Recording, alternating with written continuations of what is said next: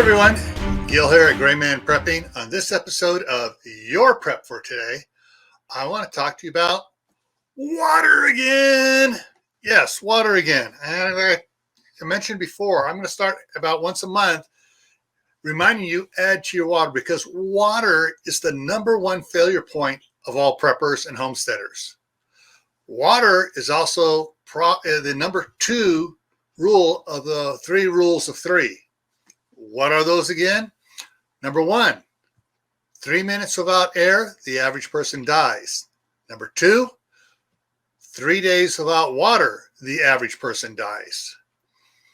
Number 3, 3 weeks without food, the average person dies. So, air's all around us, can't do much about air. Water, though, is something you can do something about, and it's actually one of the things that is cheapest to get. It's just that the storage containers take up room and they cost a little bit. But if you hunt around, you can find some containers relatively cheap. We have a chain of grocery stores here in eastern Idaho called Brolam's.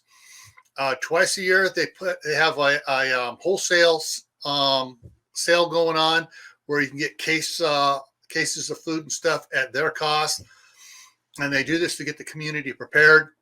Well, they also have a bunch of water barrels and water cubes and stuff, and they have these 5-gallon cubes that have 2 openings on it, and usually they're on sale for $5.99, which is a great price. You can't beat at that price.